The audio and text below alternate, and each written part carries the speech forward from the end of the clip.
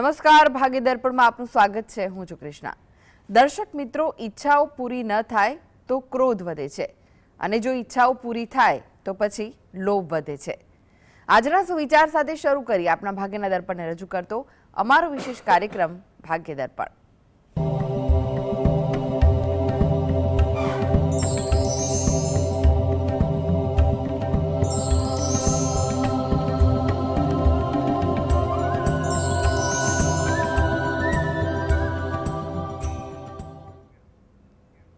તો ભાગ્ય દર્પણમાં આપના પ્રશ્ન નિરાકરણ, રાશિફળ, પંચાંગ વિશે માહિતી અને માર્ગદર્શન આપવા માટે આપણી સાથે જોડાઈ ગયા છે જાણીતા જ્યોતિષાચાર્ય અને વાસ્તુશાસ્ત્રી હસીતભાઈ પાઠક.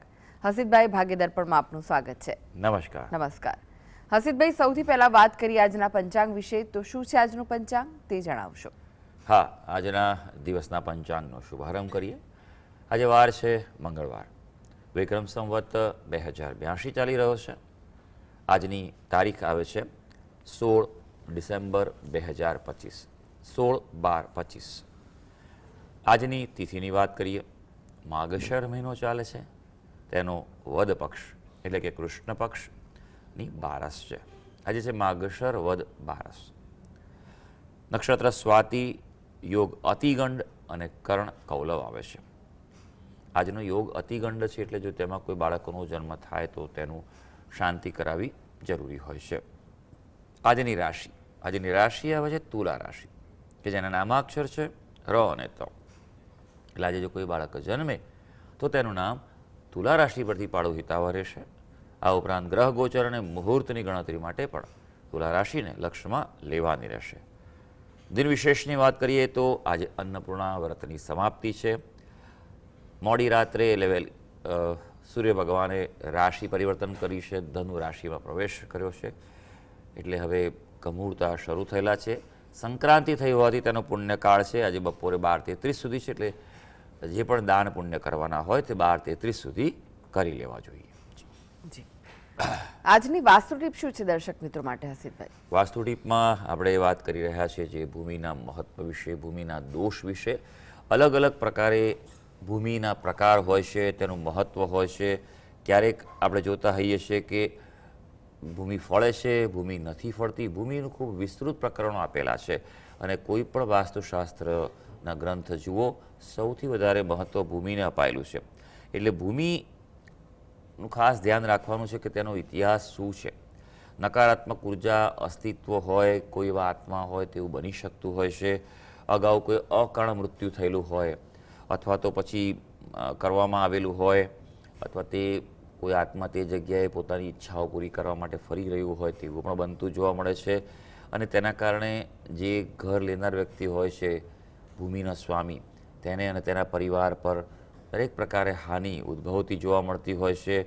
ઘણીવાર ત્યાં નકારાત્મક ઉર્જાઓ પણ હોય છે અથવા એવી વસ્તુઓ ત્યાં પડેલી હોય છે કે જે પોઝિટિવ એનર્જીને ઘટાડતી હોય છે. તો આવી વ્યક્તિ એના જીવનમાં કાર્યમાં હંમેશા પ્રતિકૂળતા અને સંઘર્ષ રહેતા હોય છે. માટે હંમેશા ભૂમિનું પરીક્ષણ કરીને તપાસ કરાવીને જ લેવી જોઈએ. હસીતભાઈ, 12 રાશિનું રાશિફળ જાણે તે પહેલા એક દર્શક મિત્ર આપણી સાથે જોડાઈ ગયા છે. સચિનભાઈ છે. સચિનભાઈ, આપને જેમના માટે પ્રશ્ન પૂછવો હોય તેમની જન્મ તારીખ જણાવો. મારી જન્મ તારીખ છે 18/10/1991. 18/10/1991. જન્મનો સમય? જન્મનો સમય છે 8:35 રાત્રે. અને સ્થળ કયું છે જન્મનું? મુંબઈ. મારો પ્રશ્ન શું છે આપનો? પ્રશ્ન એ છે કે મારે 2026માં લગ્ન યોગ લખ્યા છે કે નહીં એ મારે જોડાવું અને કેવો 2026 મારી માટે કેવી જશે એમ જોડાવું છે. સારું ભાઈ. લગ્ન બાબતનો પ્રશ્ન છે અને યોગ છે કે નહીં જોઈ લઈએ આપણે.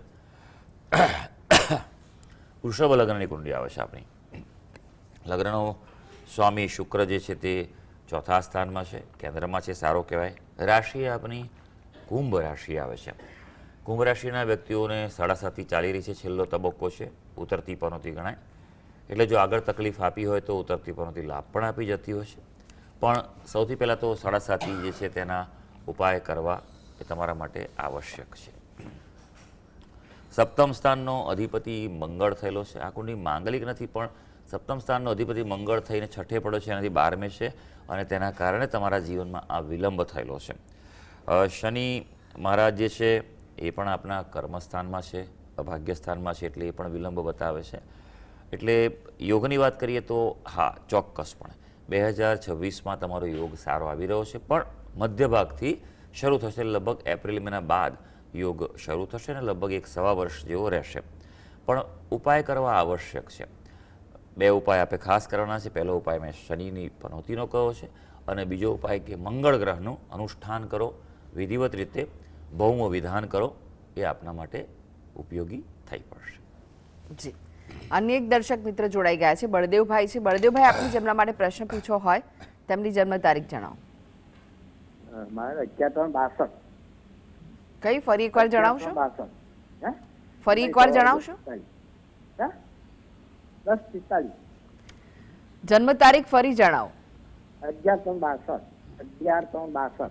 જી, અને સમય કયો છે? સવારે 10:45. સવારે. સ્થળ કયું છે? નડિયાદ તાલુકો, ગુજરાત. પ્રશ્ન જણાવો. હા, મને એક શહેરોમાં તકલીફ છે કે કેટલા ટાઈમથી દવા કહું છું, કોઈ નિરાકરણ આવ્યું નહીં. અમે બીજું કે હવે આર્થિક પરિસ્થિતિ ખેતી કરું છું સાહેબ, તમારી પરિસ્થિતિ કેવી હતી? આમ ક્લિયર સંભળાઈ રહ્યું છે? ફરી જણાવો ને પ્રશ્ન, આપનો અવાજ ક્લિયર નથી આવી રહ્યો. મને કમરનો દુખાવો પ્રશ્ન છે, હું નવા ટાઈમથી દવા કહું છું, અને મારી આર્થિક પરિસ્થિતિ ખેતી કરું છું સાહેબ. આર્થિક પરિસ્થિતિ અને દુખાવો છે. તમે શું કરો છો ભાઈ? હે? ખેતી તમે શું કરો છો? ખેતી ખેતી ખેતી કરો છો. ઓકે, સારું. ચાલો જોઈ લઈએ કે તમારી કુંડળી શું કહી રહી છે. તમે જે વિગત આપી છે અનુસાર વૃષભ લગ્ન આવે છે અને વૃષભ રાશિ પણ આવે છે. જન્મનો ચંદ્ર લગ્ન સ્થાનમાં છે, પ્રથમ સ્થાનમાં છે. વૃષભ રાશિનો સ્વામી શુક્ર ઉચ્ચનો થઈને તમારો લાભ સ્થાનમાં છે. એ થોડી પ્રતિકૂળતા આપી રહ્યો છે, પણ લગ્નેશ ઉચ્ચનો હોય તે સારી વસ્તુ છે. તકલીફ તમારી ક્યાં આવી રહી છે એ તમને કહી દઉં કે ભાગ્યસ્થાનમાં ખૂબ જ પ્રબળ શ્રાપિત દોષ છે, અને તેના કારણે જીવનમાં જે પણ કંઈ પ્રાપ્ત થવું જોઈએ તેમાં પ્રતિકૂળતા આવી છે, સંઘર્ષ આવી છે. તમે જીવનમાં અત્યારે એક એવા પડાવ ઉપર છો કે એમ કહેવાય કે હવેનો સમય ખૂબ સાચવીને વ્યવસ્થિત રીતે જીવવાનો છે, કારણ કે તમે શારીરિક તકલીફો સહન કરી રહ્યા છો, આર્થિક પડકારોનો સામનો કરો છો. તો સૌથી પહેલાં શ્રાપિત દોષ છે તેનું નિવારણ કરાવો. વિશેષ પદ્ધતિ, વિન્યાસ સંકલ્પ પદ્ધતિથી વિશેષ મુહૂર્તમાં કરાવજો. ઘણીવાર મારી પાસે એવું જોવા મળતું હોય છે કે ભાઈ તમે કીધું ને કરાવી દીધું, પણ પછી ખબર પડે કે ભાઈ જેને છે એને વિન્યાસ સંકલ્પ શું છે જ ખબર નથી, કારણ કે આ એક વિશેષ પદ્ધતિ છે, બરાબર છે. તો દરેકને જાણકારી હોય તે જરૂરી નથી, અને ખરેખર બહુ ઓછા વ્યક્તિ આ પદ્ધતિની જાણકારી ધરાવે છે, પણ આ અસરકારક પદ્ધતિ છે. તો અને એનું મુહૂર્ત પણ અગત્યનું છે. ગમે તે દિવસે ગમે ત્યારે ન કરાય. અને હા, એક બીજી વસ્તુ પણ ખાસ આપ સૌને કહી દઉં કે ઘણા બધા વ્યક્તિ એમ માનતા હોય કે હવે આથી બધા ધનારક બેસી ગયા કમૂળ ત્યારે કશું ના થાય, એવું નથી. કોઈ પણ ગ્રહનું વિધાન છે, શાંતિ વિધાન છે, યજ્ઞ થઈ શકે, આમાં કથાઓ થાય છે, બધું થઈ શકે. ફક્ત લગ્ન છે કે જનોઈ છે, વિવાહ છે, ફક્ત એ જ પ્રક્રિયા થતી નથી હોતી, બરાબર છે. તો એ વાતનું ધ્યાન રાખવાનું કે બીજું કોઈ પણ કાર્ય એ ધર્મ કાર્ય થઈ શકતું હોય છે. તો આ કરવાથી તમારા જીવનના પ્રશ્નો છે તે હલ થઈ શકશે. જી, અનેક દર્શક મિત્ર જોડાઈ ગયા છે. પ્રકાશભાઈ છે. પ્રકાશભાઈ, આપને જેમના માટે પ્રશ્ન પૂછવો હોય તેમની જન્મ તારીખ જણાવો. જય જિનેન્દ્ર. જય જયનંદ. મારા બાબા માટે પ્રશ્ન છે. જી, જન્મ તારીખ છે 5/12/1986. જન્મનો સમય છે સાંજે 8:30 અમદાવાદ. જી, પ્રશ્ન શું છે? શું પૂછવું છે આપને? બસ હવેની લાઈફ એની કેમની છે? શું કરે આપણો દીકરો? શું કરે છે ભાઈ? અત્યારે નોકરી કરે છે. હા હા, મહિનો ફરી કહેશો જન્મનો? જન્મનો મહિનો કયો છે? ફરી એકવાર કહો. 5/12/86. 5/12/86. ઓકે ઓકે, સારું સારું ભાઈ. હા, પ્રકાશભાઈ બોલો છો ને? સારું સારું. ગઈ વખતે એમણે પ્રશ્ન એમના નિયમિત આવતા રહેતા હોય છે. તમારા દીકરા વિશેનો પ્રશ્ન છે.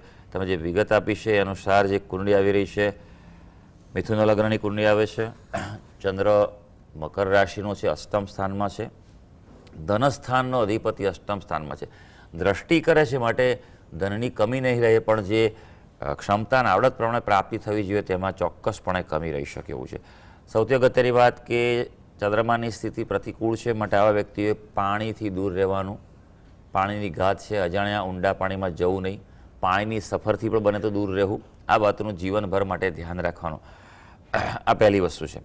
ગુરુ મહારાજની દશા ચાલે છે. ગુરુ મહારાજ ભાગ્યસ્થાનમાં છે અને કેન્દ્રના 7મા અને કર્મસ્થાન અધિપતિ છે, એટલે કાર્ય બાબતે કોઈ સારી તકો મળી શકે અને જો મળે તો એ ઝડપી લેવાની તેમને સલાહ છે. બીજું વિશેષમાં કોઈ 2026માં પ્રતિકૂળતા કોઈ ખાસ દેખાતી નથી. જેમ જેમ વર્ષ આગળ વધશે તેમ તકોની વૃદ્ધિ થઈ શકશે. જી, મનોજભાઈ જોડાઈ ગયા છે. મનોજભાઈ, આપને જેમના માટે પ્રશ્ન પૂછ્યો હોય તેમની જન્મ તારીખ જણાવો. 26/11/86, સમય 1:50 AM, અમદાવાદ. જી, પ્રશ્ન જણાવો, શું પૂછવું છે? એકચ્યુઅલી મેં હમણાં ગયા મહિને ઓસ્ટ્રેલિયાની ફાઇલ માટે મેં એપ્લાય કર્યું હતું, પણ રિજેક્શન આવ્યું. સર, તમે કીધું એપ્લાય કરજો, પણ કયા રીઝનથી મારે રિજેક્ટ થયું? અને મેં તમે કીધું એ પ્રમાણે લઘુરુદ્રી પણ કરાવી હતી. જરા જણાવશો કે મારે શું કરવું એમ કે એના માટે સફળતા મળે?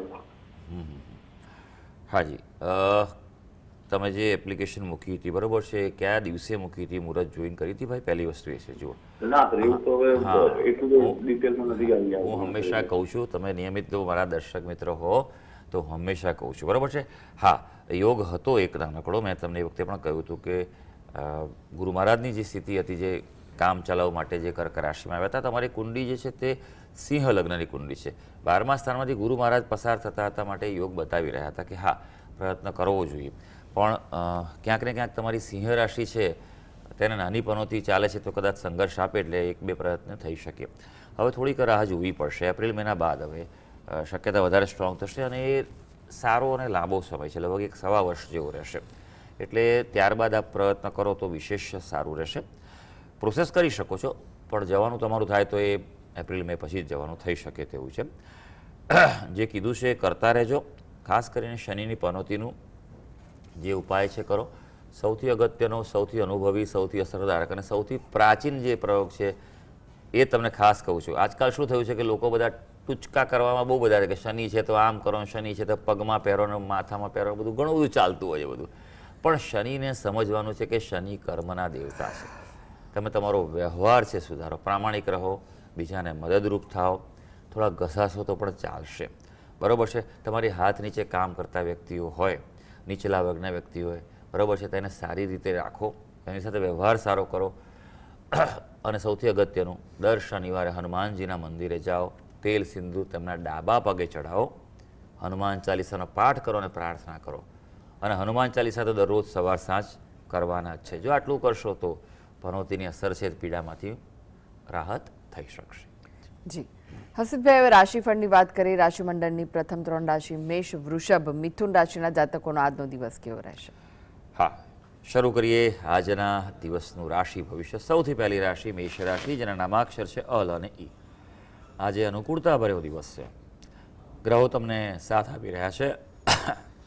કોઈ નવી ખરીદી કરવી હોય, નવી વસ્તુ લાવવાનું પ્લાનિંગ કરવું હોય, આપ કરી શકો છો. જાહેર ક્ષેત્રે પણ પ્રતિષ્ઠા હોય, રાજકારણમાં હોતો પણ દિવસ સારો જઈ શકે. વૃષભ રાશિ, જેના નામાક્ષર છે બ અને ઓ. ભાઈ, આપણા માટે આજે તમારા કાર્યક્ષેત્રે ફોકસ કરજો. સફળતા મળે તેવો દિવસ છે. આરોગ્યની નાની મોટી તકલીફ હશે તો તેમાં સુધારો થવાની સંભાવના છે. કોઈને કોઈ રીતે આજે આર્થિક લાભ પણ થઈ શકે. હવે મિથુન રાશિ, જેના નામાક્ષર છે ક, છ અને ગ. સંતાનો માટે થોડી ચિંતા રહે અને વ્યાજબી છે. આજે તેના પ્રશ્નો પર પૂરેપૂરું ફોકસ કરી દેજો. અભ્યાસમાં સફળતા છે. ઉપરાંત કંઈ પણ નવું શીખવું હોય, વિદ્યાર્થી હો કે ના હો, આજે તમે શીખી શકો છો. પણ હા, જોખમી રોકાણોથી આજે બચવાનું છે. બરાબર ચેક કરજો અને પછી જ આગળ વધવાની સલાહ છે. જી, હસીબભાઈ, વાત કરી કર્ક, સિંહ, કન્યા રાશિના જાતકોની, તેમનો આજનો દિવસ કેવો રહેશે? કર્ક રાશિની વાત કરીએ, જેના નામાક્ષર છે ડ અને હ. ભાઈ, આજે થોડો થાકનો અનુભવ થાય એટલે ગજા બહારનું કામ ન કરતા રિલેક્સ થઈને પ્લાનિંગથી કામ કરજો. જાહેર જીવનમાં હો, ઉચ્ચ હોદ્દા પર હો, રાજકારણમાં હો તો આજે સંભાળવાની ખાસ સલાહ છે.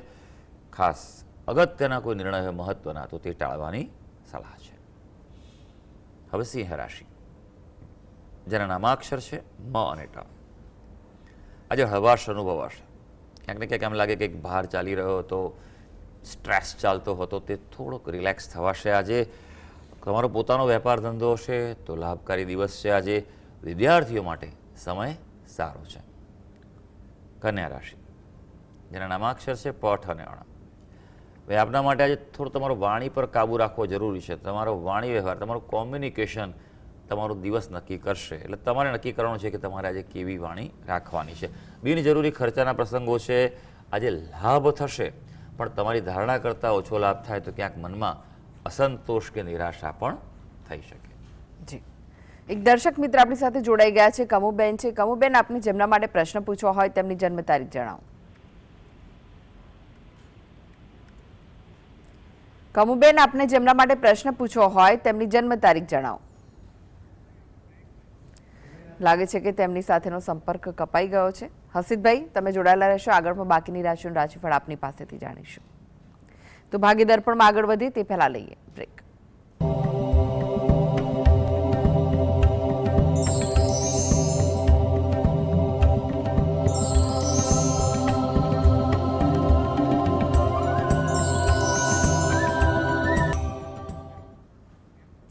બ્રેક બાદ આપનું સ્વાગત છે અને આપણી સાથે જોડાયેલા છે જાણીતા જ્યોતિષાચાર્ય અને વાસ્તુશાસ્ત્રી હસીદભાઈ પાઠક. હસીદભાઈ, બાકીની રાશિઓનું રાશિફળ જાણે તે પહેલા એક દર્શક મિત્ર આપણી સાથે જોડાયા છે, દમયંતીબેન છે. દમયંતીબેન, આપને જેમના માટે પ્રશ્ન પૂછવો હોય તેમની જન્મ તારીખ જણાવો. હા, મારે મારા છોકરા માટે લગ્ન માટે પૂછવું છે. એમની જન્મ તારીખ 8/5/94, સમય? સમય બપોરે 1:20 અને જન્મ સ્થળ નવસારી. જી. એના લગ્ન માટે હર્ષિકભાઈ કીધું હતું કે અર્થપૂજા કરાયા તો મેં કરાવ્યા છે. હવે યોગ ક્યારે છે ને ક્યારે થશે? હાજી, ક્યારે કરાવ્યો વર્ક વિવાહ? એ ગયા મહિને કરાવ્યું છે. ઓકે ઓકે, સારું સારું, ચાલો. સારું કરાવ્યું, તમે કરાવી દીધો છે. કારણ કે યોગ અત્યારે હવે ચાલુ થયો છે પાછો આ ડિસેમ્બર મહિનાથી. એ લગભગ આવનારા મે મહિના સુધી છે યોગ, બરાબર? એટલે આ પૂરેપૂરા પ્રયત્ન ચાલુ રાખજો, બરાબર છે? કારણ કે ગ્રહ અનુકૂળતા રહે તો એ વિશેષ સારું રહેશે. આમાં કરેલા પ્રયત્નો વધારે ફળતા હોય છે.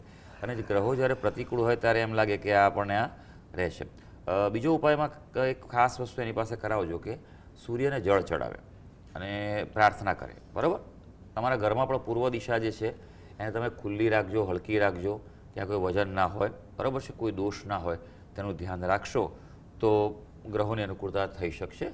વિશેષ કંઈ કરાવવાની જરૂર નથી. આ બસ હકારાત્મક રીતે પ્રયત્નો ચાલુ રાખો.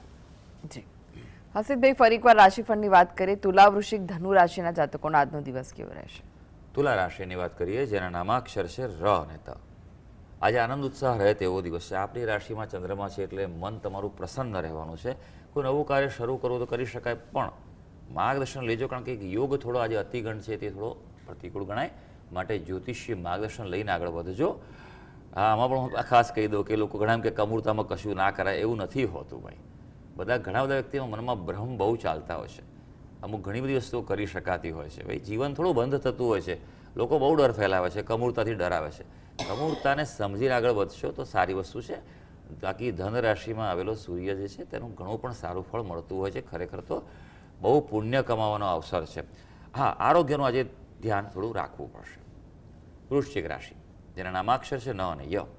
શાંતિથી દિવસ પસાર કરજો. એમ કહેવાય ચાદર પ્રમાણે પગ લાંબા કરજો, બહાર ન કાઢતા. રોકાણોમાં ખાસ ધ્યાન રાખજો. વિશેષ જરૂરી છે કે અજાણી જગ્યાએ રોકાણ ન કરતા. હા, આજે ધાર્મિકતામાં વધારો થશે. ધનુ રાશિ, જેના નામાક્ષર છે ભ, ધ, ફ અને ટ.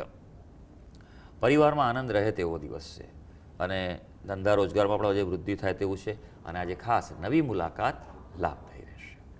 જી, હવે વાત કરીએ અંતિમ 3 રાશિ મકર, કુંભ, મીન રાશિના જાતકોની. તેમનો આજનો દિવસ કેવો રહેશે? મકર રાશિની વાત કરીએ, જેના નામાક્ષર છે ખ અને જ. ભાઈ કાર્યની કદર થાય તેવો દિવસ છે. એટલે અગત્યના કાર્યો, મહત્વના કાર્યો જે હાથ પર લેજો. સામાજિક ક્ષેત્રે માન વધી શકે, પણ મિત્રો સાથે થોડું સાચવવાનું છે. મતભેદ ઊભા થાય તેવી શક્યતા છે. હવે વાત કરીશું કુંભ રાશિની, જેના નામાક્ષર છે ગ, સ, શ અને શ. ધાર્મિક વિચારોમાં વૃદ્ધિ થાય તેવો દિવસ છે. એટલે થોડી ધાર્મિકતા જે વધે, દેવ દર્શને જાય તો જજો. નોકરિયાત વર્ગની અનુકૂળતા, જે સેવાકર્મી હોય, દલાલીથી કન્સલ્ટન્સીથી કામ કરતા હોય, દિવસ અનુકૂળતા આપી રહ્યો છે. આજે વડીલોની થોડી ચિંતા રહી શકશે. મીન રાશિ, જેના નામાક્ષર છે દ, ચ, ઝ અને થ. તબિયતનું ધ્યાન રાખવું પડે તેવો દિવસ છે આપણો, એટલે તબિયતના ભોગે આજે કશું કરતા નહીં. આજે નકારાત્મક વિચારો પણ તમારો પીછો ના છોડે તેવું બને એટલે બને તેટલા પોઝિટિવ વાતાવરણમાં રહેજો, પોઝિટિવ વિચારોમાં રહેજો અને ખાસ જોખમી નિર્ણયો ટાળવાની સલાહ છે. તો સર્વે દર્શક મિત્રોનો આજનો દિવસ શુભ અને મંગળકારી જાય તેવી ઈશ્વરને અભ્યર્થના. જી હસીદભાઈ, જીએસટીવી સાથે જોડાવા માટે, દર્શક મિત્રોને માહિતી અને માર્ગદર્શન આપવા માટે આપનો આભાર. ધન્યવાદ. તો દર્શક મિત્રો, આ સાથે જ ભાગ્ય દર્પણમાં આજે બસ આટલું જ. મને રજા આપશો. નમસ્કાર.